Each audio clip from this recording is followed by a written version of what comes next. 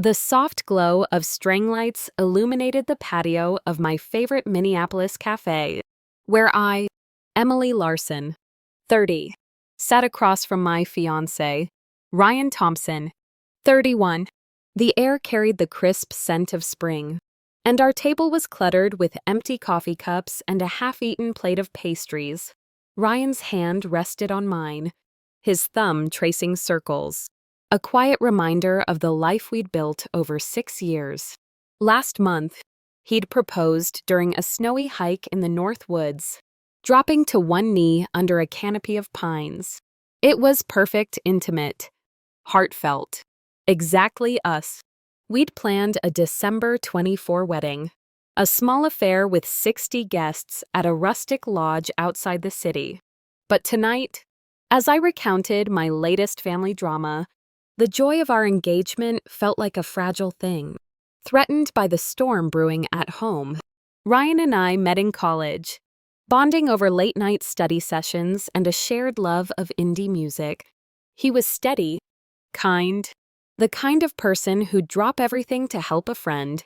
After graduation, we moved to Minneapolis, he as a graphic designer, me as a social worker specializing in youth programs. Our life wasn't flashy, but it was ours.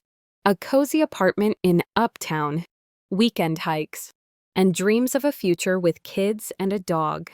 When I called my mom, Karen, to share the engagement news, I'd expected excitement, maybe tears of joy. Instead, her voice was flat. "That's wonderful, Emily. But have you thought about how Sophia will feel?"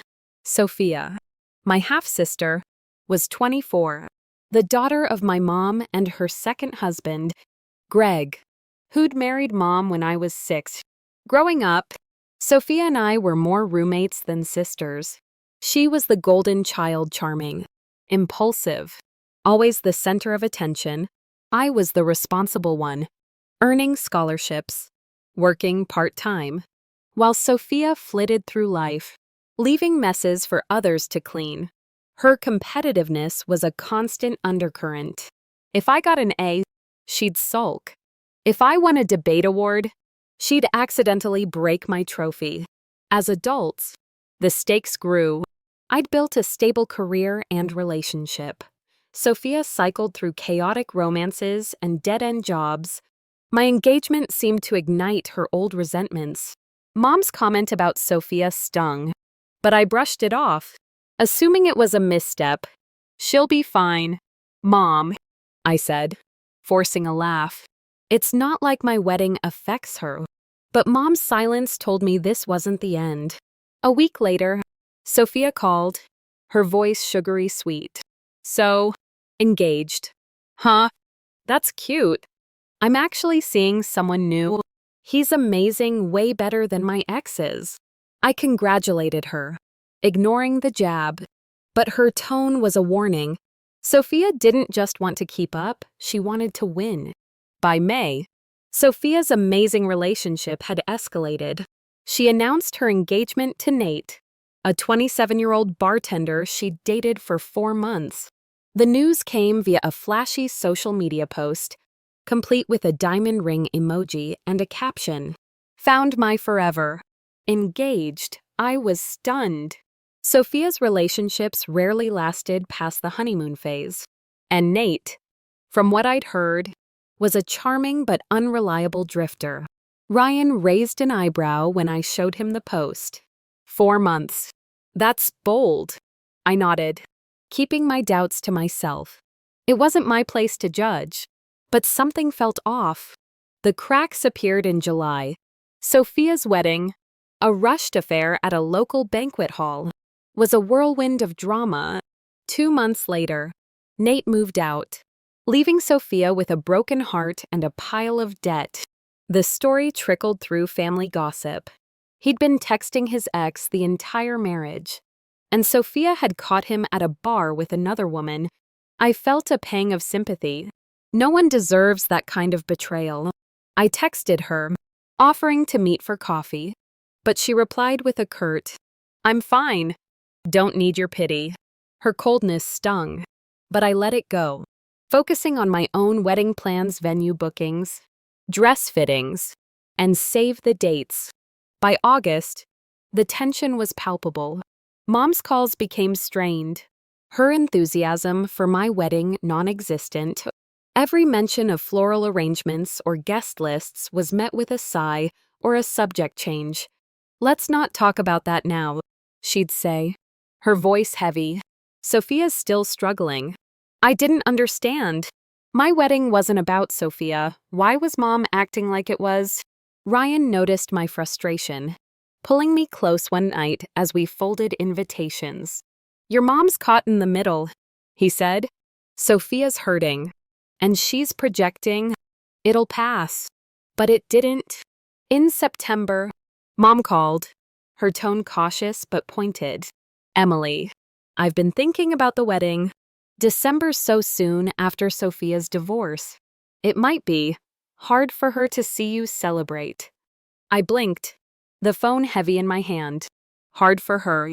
Mom, this is my wedding. Ryan and I have been planning for months." "I know," she said, her voice softening, manipulative. "But Sophia's fragile. A big wedding, with all the family there. It'll feel like you're rubbing it in. Maybe you could do something smaller. A courthouse thing. Just you and Ryan." I was speechless. "Mom, we've paid deposits. The lodge is booked. The caterer's set. You're asking me to cancel my wedding because Sophia's upset." "Not cancel," she backtracked. "Just scale back. For her sake. She's your sister. Emily, if you love her, you'll consider her feelings." The word sister felt like a weapon. Sophia and I shared a house, not a bond. Her divorce was tragic, but it wasn't my fault. "Mom, I'm not changing my plans," I said, my voice trembling. "This is about me and Ryan, not Sophia." She sighed, a long, guilt-laden sound. "I thought you were more compassionate than this." The call ended, leaving me shaking. I told Ryan, who was as stunned as I was. "Who asks their kid to ditch their wedding for someone else's drama?" he said, pulling me into a hug. "We're not budging. This is our day." But Mom's campaign didn't stop. Over the next weeks, she called repeatedly, each time with a new angle. "Sophia's depressed," she'd say. "She can't handle seeing you happy." Or, "A smaller wedding would show you care about family." She even texted Ryan, appealing to his kind nature to reconsider. He shut her down, politely but firmly. "Karen, we're sticking with our plans. Emily deserves this." I was grateful for his strength, but the pressure was wearing me down. Then Sophia joined the fray. Her texts were sharp, passive-aggressive. "Must be nice to have a perfect life," she wrote. "Some of us are still picking up the pieces." Another message questioned my wedding date. December. Kind of a weird choice. Trying to overshadow my rough year? The audacity floored me. My engagement predated her marriage. How was I overshadowing her? I ignored her. But the messages escalated, laced with guilt. "Weddings are so triggering for me now." She wrote, "Thanks for making it harder." The final straw came at a family barbecue in October. Sophia arrived with Mom, her demeanor icy. When I mentioned my dress fitting, she scoffed, loud enough for everyone to hear. "Must be nice to throw money at a party while some of us are barely surviving." I bit my tongue. But later, she cornered me in the kitchen, tears in her eyes. "You're so selfish. Emily, you know how hard this year's been, but you're still parading your happiness. Why can't you just wait?" "Wait for what?" I snapped, my patience gone. "For you to feel better about your choices. I didn't make you marry Nate. I didn't make him cheat. This is my life. Sophia, not your stage." She stormed out, sobbing, and Mom rushed to her side, glaring at me. "You're breaking her heart. Emily, I raised you better." The room fell silent, cousins and aunts avoiding my gaze. Ryan took my hand, whispering, "Let's go." As we drove home, I felt a mix of anger and clarity. This wasn't about Sophia's pain, it was about control. Mom and Sophia wanted me to dim my light to soothe their insecurities. And I was done playing along. The autumn leaves painted Minneapolis in shades of amber and crimson, their glow a stark contrast to the storm brewing in my life. I, Emily Larson, 30, sat at my kitchen table, the scent of fresh coffee lingering as I stared at a stack of wedding invitations, their cream envelopes mocking me with their elegance. My fiancé, Ryan Thompson, 31, was at his studio, finalizing a client project, leaving me alone with my thoughts. Our December wedding, planned for a rustic lodge outside the city, was 2 months away, but the joy of it was being suffocated by my family's relentless campaign to make it about my half-sister, Sophia. Since our confrontation at the October family barbecue, where Sophia accused me of parading my happiness, the pressure had only intensified, and I was starting to feel the walls closing in. After the barbecue, I'd hoped Mom, Karen, would see reason. Her demand that I cancel or scale back my wedding to spare Sophia's feelings was absurd, but I'd assumed a cooling-off period would bring clarity. I was wrong. Mom's calls became a near-daily ritual, each one a masterclass in guilt-tripping. "Sophia's not sleeping," she'd say, her voice heavy with accusation. "She saw your save the date on Instagram and cried for hours. Can't you just do a small ceremony?" It'd mean so much to her. I'd repeat myself, my patience fraying. "Mom, this is my wedding. It's not about Sophia." But she'd sigh, a weaponized sound, and end with, "I just want what's best for both my girls." Sophia, meanwhile, escalated her attacks. Her texts were a mix of passive aggression and outright hostility. "Wow, a big fancy wedding," she wrote after I posted about my dress fitting. "Some of us can't even afford therapy after our lives fell apart." Another message came late at night. "December's such a cold month for a wedding. Trying to make sure I'm too depressed to show up." The implication that I'd chosen the date to hurt her was laughable. Ryan and I had picked December for its cozy vibe, long before Sophia's whirlwind marriage to Nate crashed and burned. But logic didn't matter to her. She was rewriting history, casting me as the villain in her tragedy. The worst came when Sophia started spreading rumors. My cousin, Anna, 27, called me one chilly evening, her voice hesitant. I hate to bring this up, but Sophia's been talking to family. She's saying you picked December on purpose, knowing it'd be right after her divorce. She's telling everyone you're rubbing your perfect life in her face." I gripped my phone, fury rising. "That's insane. Anna, I got engaged in March. Sophia wasn't even married then. How could I predict her divorce?" "I know," Anna said, "but she's convincing. Aunt Susan and Uncle Mark are starting to buy it. They keep saying you should be more sensitive." The betrayal stung. Susan and Mark, my mom's siblings, had always been neutral, but Sophia's sob story was swaying them. I thanked Anna for the heads up, but my heart sank. My family, the people I'd grown up with, were turning against me over lies. I told Ryan that night, my voice breaking. "They're acting like I'm some monster, like I planned my wedding to hurt her." Ryan pulled me close, his steady presence grounding me. "They're wrong. Sophia's playing the victim, and your mom's enabling her. We're not changing a thing. This is our day." His support kept me afloat, but the isolation was real. At work, my role as a social worker demanded focus, but my mind wandered. I'd be counseling a teen on resilience, only to feel like I was crumbling under my own family's pressure. One afternoon, my coworker, Lila noticed my distraction. You okay? Emily, she asked, handing me a tea. You've been quiet. I hesitated, then spilled the story.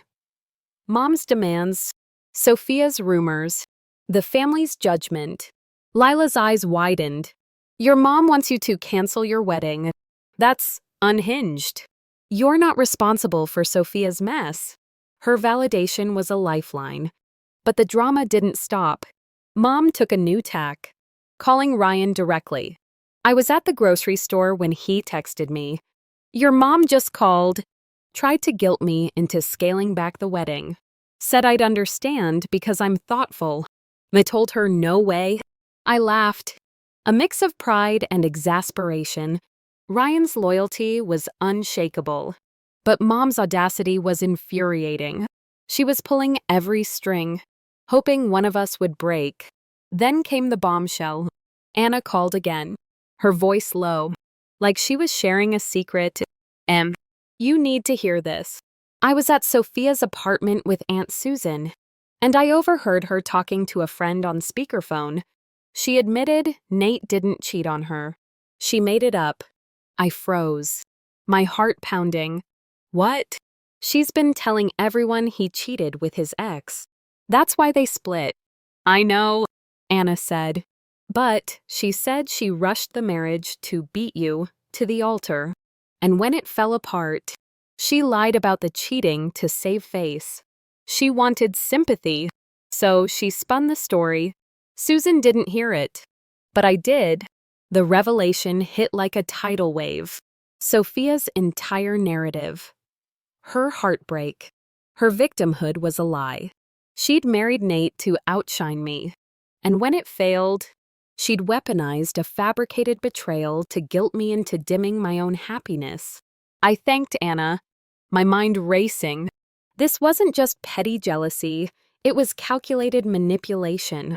I felt a mix of rage and vindication. Sophia wasn't just hurting, she was orchestrating a campaign to control me. And Mom was her unwitting accomplice. I confronted Mom the next day, my voice calm but firm. Did you know Sophia lied about Nate cheating? She admitted it to a friend. Her whole heartbroken act is a sham to make me feel guilty. Mom paused, her silence telling. That's not true. Emily, Sophia wouldn't lie about something like that. You're misunderstanding. Am I? I snapped. She rushed into a marriage to compete with me.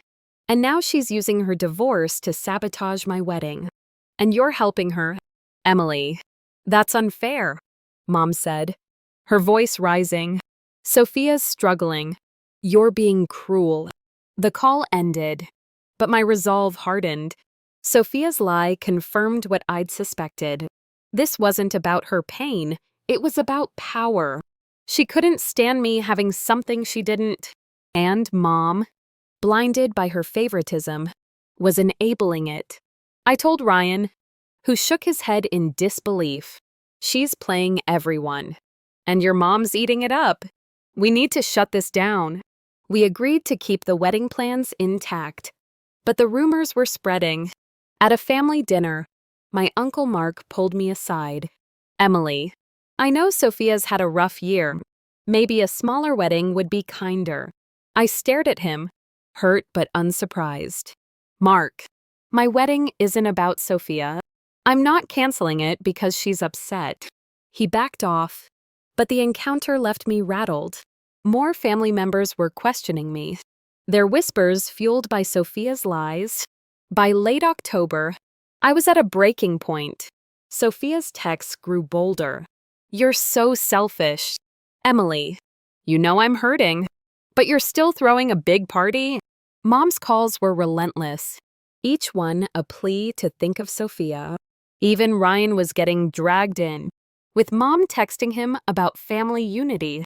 The stress was seeping into my work, my sleep, my joy. I'd spent years being the good daughter, swallowing my frustration to keep the peace. But this was different. They were trying to steal my wedding, my moment, and I wasn't going to let them. One night, As Ryan and I sat on our couch, the weight of it all hit me. "I can't keep doing this," I said, tears streaming. "They're turning my family against me. And it's not even about the wedding, it's about control." Ryan took my hand, his voice steady. "Then let's draw a line. We don't owe them your happiness. If they can't support us, they don't get to be part of this." His words sparked something in me. I wasn't just fighting for my wedding, I was fighting for my life, my right to exist without Sophia's shadow. The next day, I started planning my next move, knowing it would change everything. Sophia and Mom had pushed too far, and I was ready to push back. The November wind howled through Minneapolis, rattling the windows of my uptown apartment as I, Emily Larson, 30, packed a bag for a family gathering at my Aunt Susan's house in Edina. The air smelled of impending snow, but the chill in my heart came from a different source. My mother, Karen, and my half-sister, Sophia, whose relentless campaign to derail my December wedding had reached new heights. My fiancé, Ryan Thompson, 31, sat on the couch, scrolling through our wedding playlist, his calm presence a lifeline. "You sure you want to go to this dinner?" he asked, his brow furrowed. After everything, it might be a trap. He wasn't wrong. Since October, Mom and Sophia had doubled down, guilting me to cancel or scale back my wedding to spare Sophia's fragile feelings after her divorce. Sophia's lies claiming her ex, Nate, cheated, when she'd fabricated the story to gain sympathy, had fueled family rumors that I was deliberately hurting her. My cousin Anna's revelation about Sophia's deception had hardened my resolve. But the isolation was real. Family members like Uncle Mark and Aunt Susan were siding with Sophia, swayed by her tears and Mom's enabling. Tonight's gathering, billed as a pre-Thanksgiving dinner, felt like walking into a lion's den. But I couldn't hide forever. "I have to face them," I said, zipping my bag. "If I don't, they'll say I'm avoiding them because I'm guilty." Ryan stood, pulling me into a hug. "You're not alone, Em. If it gets bad, we leave together." His words steadied me as I drove to Edina, the city lights fading into suburban sprawl. Susan's house was a warm glow of candles and chatter, the dining room packed with relatives, cousins, aunts, uncles, and my mom, who greeted me with a tight smile. Sophia was already there, perched at the table, her auburn hair pulled into a sleek bun, her eyes flicking to me with calculated disdain. The tension was palpable, but I forced a smile, determined to keep the peace. Anna, my ally, caught my eye and mouthed, "Stay strong." Her support was a quiet anchor in the storm. Dinner started innocently enough, with talk of holiday plans and football. I stayed quiet, picking at my mashed potatoes, hoping to avoid the inevitable, but Sophia had other plans. As Susan passed the cranberry sauce, Sophia sighed dramatically, loud enough to silence the table. "It's just so hard," she said, her voice trembling, "being around all this family stuff when my life's such a mess." All eyes turned to her, and Mom jumped in, rubbing her back. "It's been a tough year, hasn't it, sweetie?" I clenched my fork, my pulse quickening. "Here we go." Susan, ever the peacemaker, tried to steer the conversation. "Let's focus on the good things, like Emily's wedding. Have you picked your flowers yet, Em?" It was a kind gesture, but it lit the fuse. Sophia's head snapped up, her tears vanishing. "Oh, yeah, Emily's big, fancy wedding," she said, her tone dripping with venom. "Must be nice to throw a huge party while some of us are still picking up the pieces of our lives." The room froze, Anna's eyes widened, and Ryan, who'd insisted on coming, squeezed my hand under the table. I took a deep breath, my voice steady. Sophia, my wedding has nothing to do with you. Ryan and I have been planning it for months. I'm sorry you're hurting, but that's not my fault. Her face twisted, and she leaned forward, her voice rising. Not your fault. You announced your engagement, and suddenly I had to rush into a marriage to keep up. Now I'm divorced, humiliated, and you're out there flaunting your perfect life. You knew December would be too soon after my divorce, but you picked it anyway. You're so selfish. Emily, the accusation was a gut punch, but I was ready. That's a lie, and you know it, I said, my voice cutting through the silence. I got engaged in March. Before you even met Nate, you rushed into a marriage to compete with me. And when it failed, you lied about him cheating to make everyone feel sorry for you. Anna heard you admit it. Gasps rippled through the room. Anna nodded, her face pale but resolute.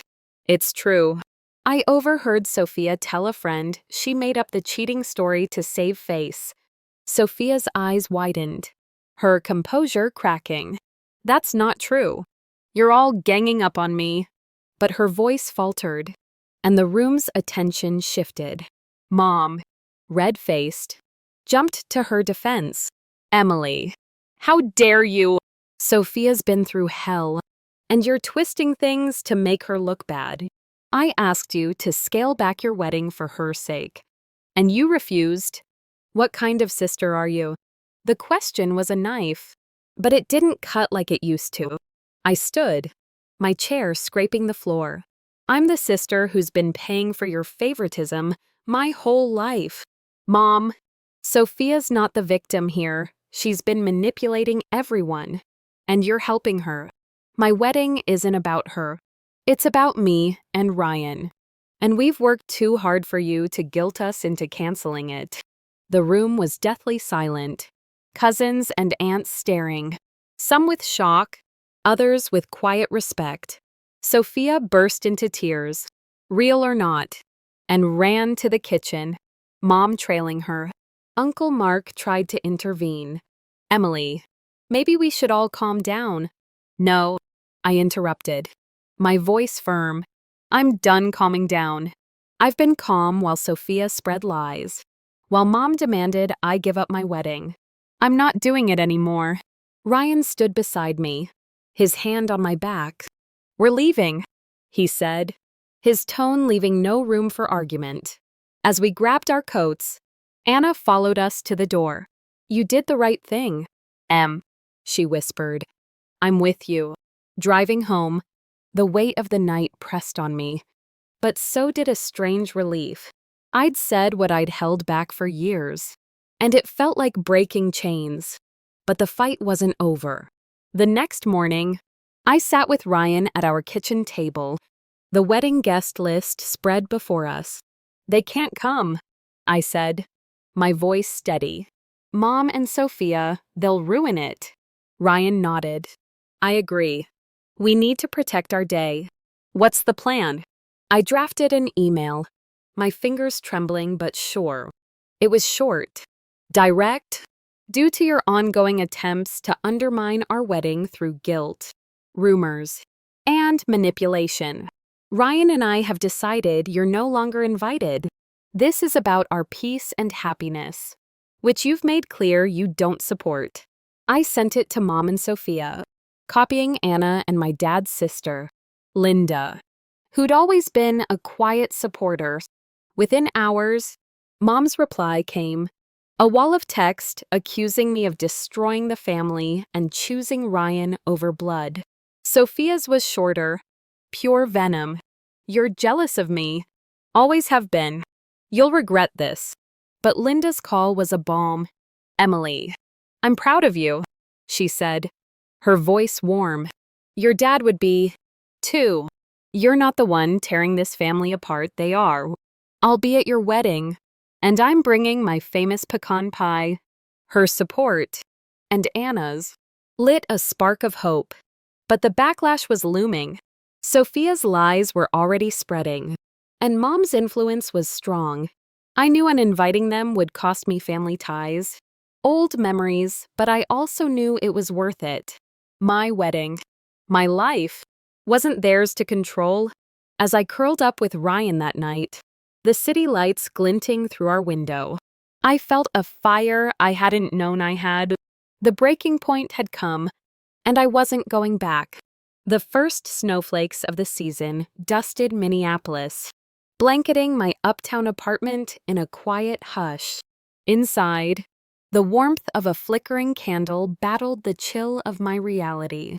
My wedding to Ryan was weeks away, set for a cozy December ceremony at a lodge outside the city. But the joy of it was under siege. After uninviting my mom, Karen, and half-sister, Sophia, from the wedding following their relentless guilt-tripping and lies, I'd braced for fallout. The email I'd sent, calm, factual, outlining their manipulation, had been a line in the sand.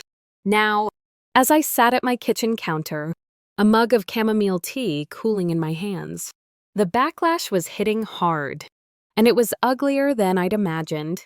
Karen's response came first, an email that read like a melodrama script.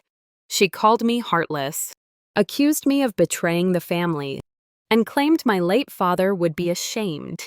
Sophia's reply was shorter. A venomous jab.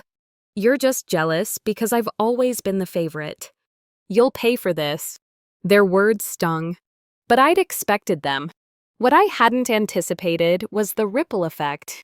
Family group chats buzzed with judgment. Uncle Mark texted, urging me to reconsider for harmony's sake. A distant cousin, Lisa, left a voicemail. How could you exclude your own mom? That's cold. Emily. The accusations piled up, each one a reminder of Sophia's lies, that I'd chosen my wedding date to humiliate her, that I was flaunting my perfect life to rub salt in her wounds. Sophia's campaign escalated. My cousin Anna, my steadfast informant, called one frosty evening, her voice low. Sophia's telling everyone you're uninviting her because you're threatened by her. She's saying you're scared Ryan's secretly into her. I laughed, the absurdity cutting through my anger. Ryan. He barely tolerates her. That's desperate. Even for Sophia. It's worse, Anna said. She's telling Aunt Susan and others you've always been jealous of her charisma. The summer buying it.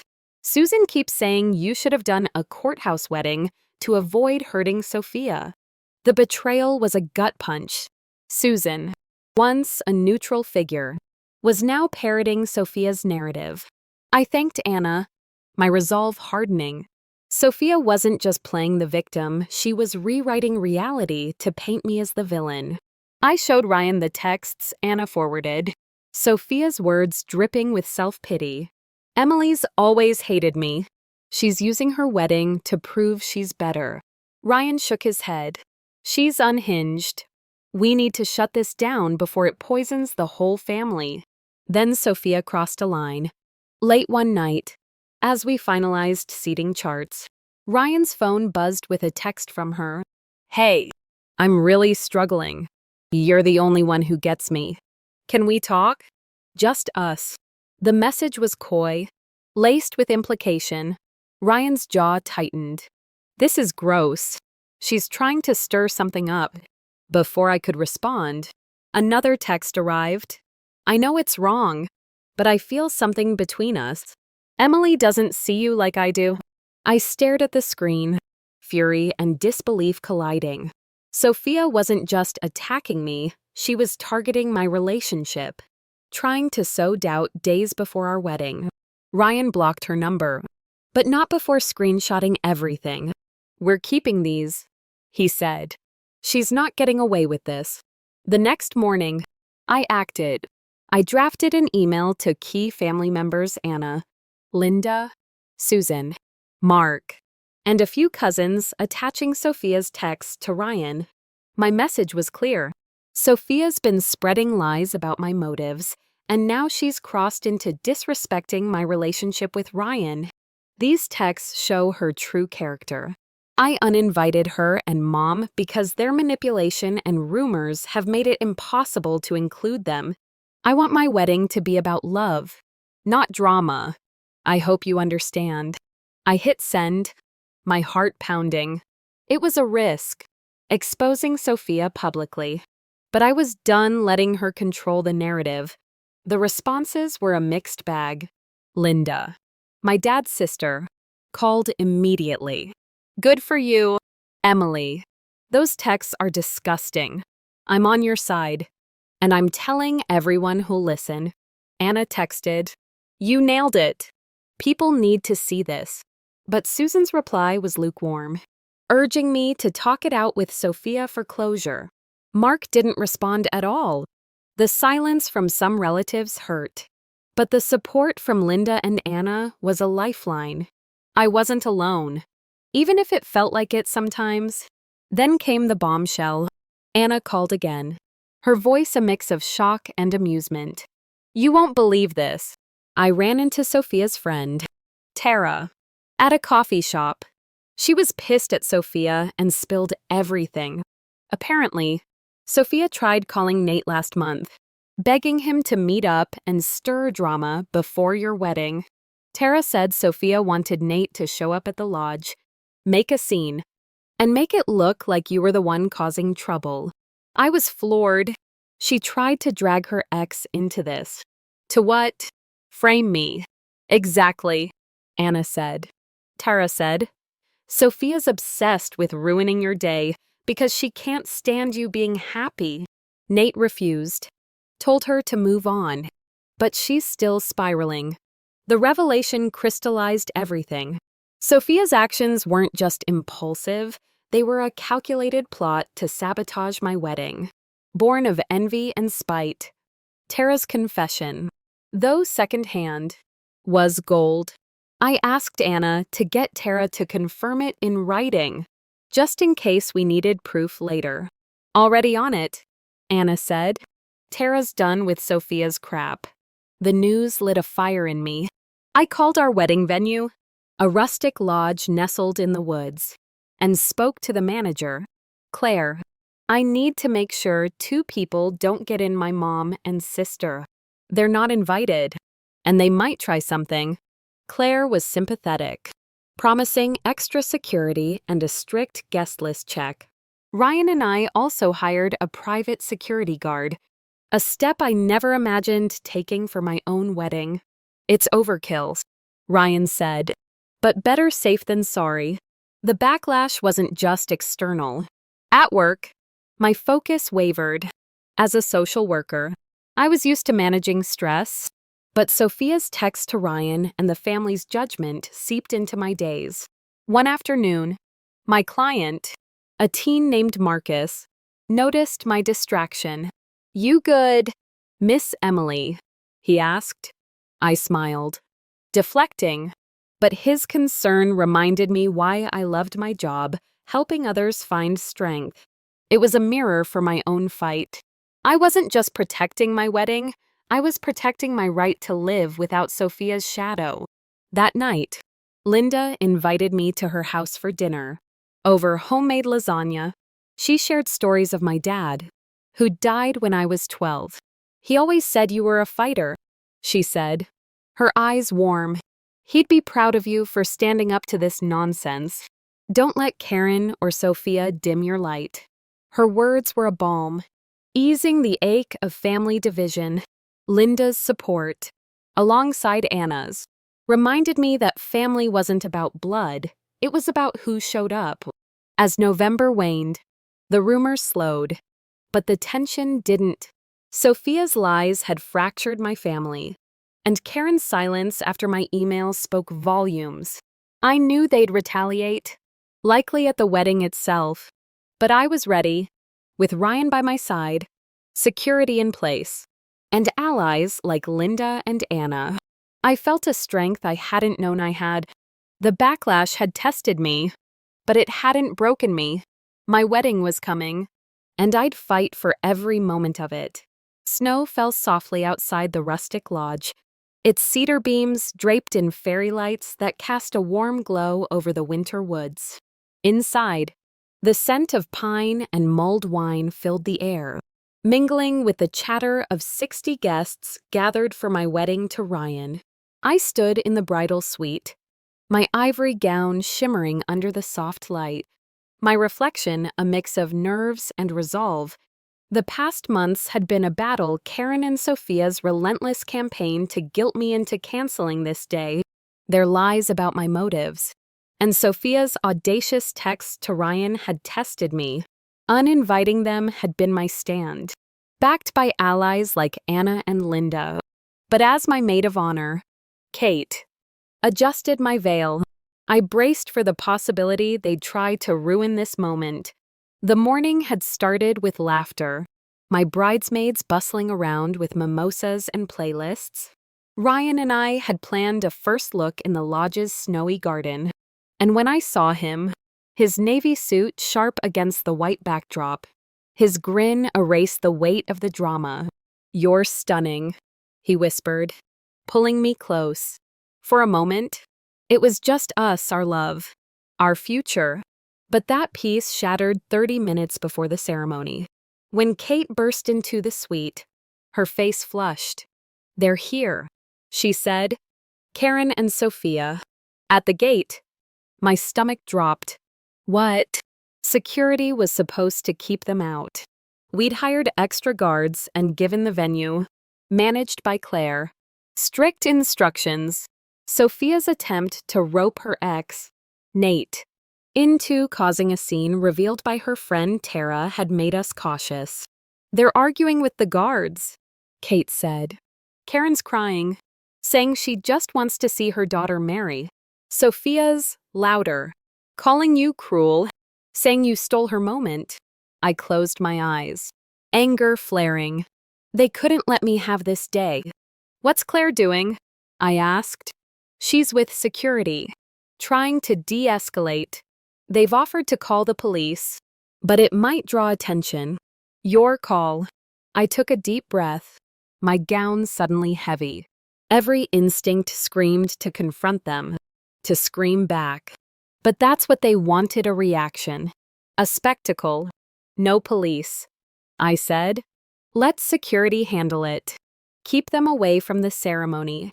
I'm not letting them touch this." Kate nodded, squeezing my arm. "You've got this." She left to relay the message, and I sat, steadying myself. Through the window, I heard faint shouts, Sophia's voice, shrill, accusing me of destroying the family. Karen's sobs followed, pleading to be let in. My bridesmaids exchanged worried glances, but I shook my head. "Ignore it. We're here for joy, not their mess." The noise faded, security holding the line. Claire slipped into the suite, her expression calm but firm. "They're gone." We called a ride service to take them away. Sophia was yelling about regrets, but they didn't get past the parking lot. Relief washed over me, but a twinge of sadness lingered. This was my mom, yet she'd chosen Sophia's lies over my happiness. The ceremony began, and as I walked down the aisle, Ryan's eyes locked on mine, grounding me. The officiant's words wove our story: 6 years of love, laughter, and resilience. We exchanged vows, mine promising to stand by him through any storm, his vowing to be my safe harbor. When we kissed, the room erupted in cheers, Anna's whistle cutting through the applause. For those minutes, Karen and Sophia didn't exist. It was us, our chosen family, and a love they couldn't break. At the reception, under twinkling chandeliers, the mood lifted. Guests danced to indie folk tunes, and Linda's pecan pie drew a crowd. But whispers of the parking lot drama reached me. Anna pulled me aside during the cocktail hour, her face a mix of anger and pride. I overheard some guests talking. Karen was shouting, "You're brainwashed," by Ryan, and Sophia claimed you banned her out of jealousy. Most people rolled their eyes. "But it's embarrassing they even tried," I sighed. But her next words warmed me. "I'm so proud of you. standing up to them. Keeping this day yours, it's huge. Dad would have been here, cheering loudest. Her mention of our late father brought tears, but they were cathartic.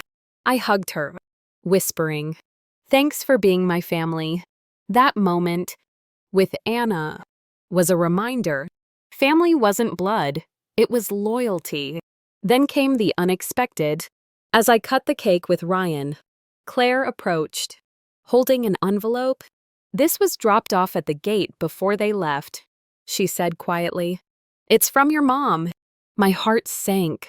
I slipped away to the bridal suite, opening it alone.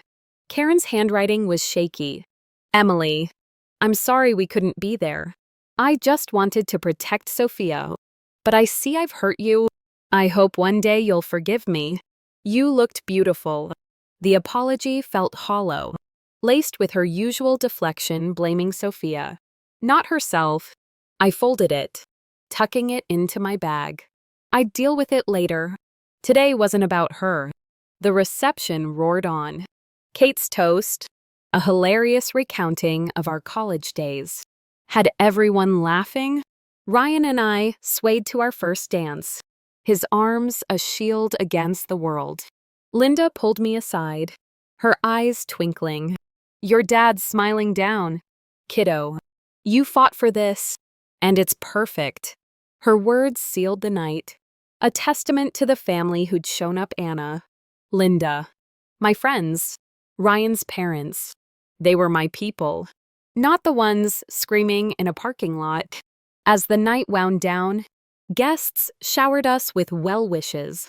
A few mentioned the gate incident, but their support was unwavering. Ryan's cousin, Mike, clapped my shoulder. "Heard about the drama. You handled it like a champ. This party's epic." His grin mirrored the room's vibe. Joy, not judgment. By the time we left, snow falling heavier, I felt lighter than I had in months. Karen and Sophia had tried to steal this day, but they'd failed. Security, allies, and my own strength had protected it. At the hotel, Ryan and I collapsed onto the bed, still in our wedding attire. My phone buzzed with texts from Karen apologies. Excuses. Please. I silenced it, turning to Ryan. "We did it," I whispered. He kissed my forehead. "You did it, Em. You fought for us." As I drifted off, the lodge's warmth lingered in my mind, a symbol of the life we'd built, one Sophia's envy couldn't touch. The new year draped Minneapolis in a quiet frost, the city's skyline glittering under a January sky. My uptown apartment, now officially ours since Ryan moved in post-wedding, hummed with the warmth of routine coffee brewing, vinyl records spinning, and the soft glow of a life reclaimed. Our December wedding at the lodge, despite Karen and Sophia's attempt to derail it, had been a triumph of love over chaos. Their parking lot tantrum, quelled by security, was a fading echo, replaced by memories of Anna's whistle, Linda's pecan pie, and Ryan's vows. I'd silenced Karen's post-wedding texts, choosing peace over her hollow apologies. But a week after the honeymoon, as I sat at my desk outlining a new youth program for work, a call from Anna brought news that closed the chapter on my family's drama with a poetic twist. I answered, expecting wedding gossip, but Anna's voice was electric. "You won't believe this," she said, barely containing her glee. "Karen and Sophia had a blowout. Like, epic." Karen kicked her out of the house. I set down my pen, stunned. "What?" "Karen, who's been Sophia's cheerleader through every lie, kicked her out." "Yup," Anna said. I got the scoop from Aunt Susan, who's finally seeing through Sophia's act. Apparently, Sophia was moping around, blaming everyone for the wedding fiasco. You, Ryan, even me for backing you. Then she turned on Karen, screaming that she didn't do enough to stop your wedding. Said it was Karen's fault you won. Karen snapped. told her she's an adult who needs to own her mess, not drag the family down with her. I laughed, the irony sharp. So, after all that, Karen's the one drawing the line. Exactly, Anna said.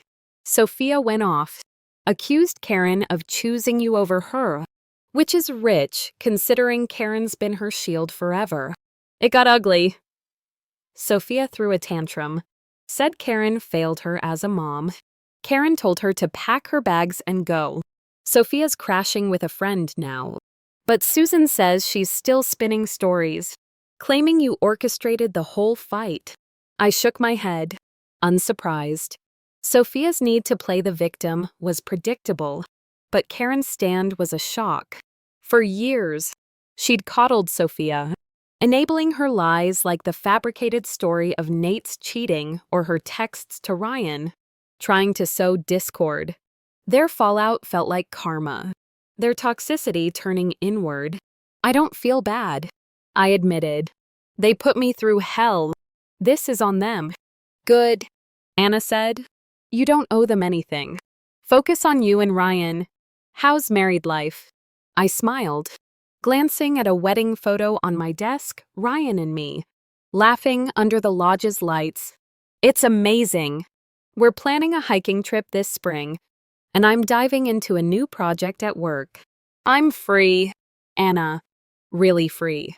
Her pride was palpable. You earned it. See you at Linda's for dinner soon. Wouldn't miss it, I said, hanging up with a lightness I hadn't felt in months. That freedom was tested days later when a letter arrived. Sophia's handwriting scrawled across the envelope. I stood in my kitchen, Ryan chopping vegetables for dinner, and hesitated. Part of me wanted to toss it unopened, but curiosity won. I slid it open, reading aloud. Emily, I'm sorry for everything. I was jealous. Always have been. Your life looked so perfect, and mine was falling apart. I didn't mean to hurt you. I'm trying to change. Please forgive me. Ryan raised an eyebrow.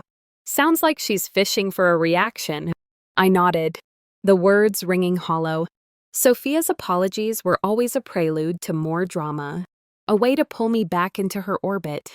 I carried the letter to our fireplace, lit a match, and watched it burn, the paper curling into ash. No more, I said. The act final. Cleansing. Ryan pulled me close, his warmth a promise of the life we'd built. Work became my sanctuary. As a social worker, I'd always found purpose in helping teens navigate their struggles, but a new opportunity elevated that. My boss, Carla, emailed me about leading a community workshop on youth resilience, a chance to share my program ideas citywide. You've got a gift, Emily. She wrote, this could be big. The invitation, unexpected and affirming, felt like a reward for the battles I'd fought, not just with family, but within myself. I accepted, spending evenings drafting slides, my passion reigniting. Linda's dinner a week later sealed my new chapter. Her cozy St. Paul home was filled with the scent of roast chicken and the chatter of Anna, her husband, and a few cousins who'd stood by me. Over wine and laughter, Linda raised a glass. To Emily and Ryan, she said, for building a life that shines, no matter who tries to dim it. Anna clinked her glass, adding, and to real family, the ones who show up. I teared up. Their love, a stark contrast to Karen and Sophia's chaos. Linda shared a story about my dad, how he'd once stood up to a bully for her. You're his daughter, she said, squeezing my hand. You've got his fire. The night ended with hugs and plans for a summer barbecue, a promise of more moments with the family I'd chosen. Back home, I reflected on the year, Karen and Sophia's campaign guilt-tripping me, spreading lies. Crashing my wedding gate had been a crucible. It burned away my need to please, leaving a stronger me. I'd lost ties with some relatives, but gained clarity, Family wasn't about obligation, but mutual respect. Karen's letter at the wedding. Half apology, half blame, was her last gasp. Unanswered. Sophia's burned letter was my final word. My phone buzzed with an email from Carla, confirming the workshop date. Ryan, sketching at the table, looked up. Big day coming. I nodded, grinning. Huge. And I'm ready. He kissed me, his pride evident. The city sparkled outside, a canvas for our future hikes, projects, maybe a dog someday. Sophia's envy, Karen's enabling, had pushed me to the edge, but I'd stepped back, claiming my light. The reckoning wasn't theirs, it was mine, and I'd won.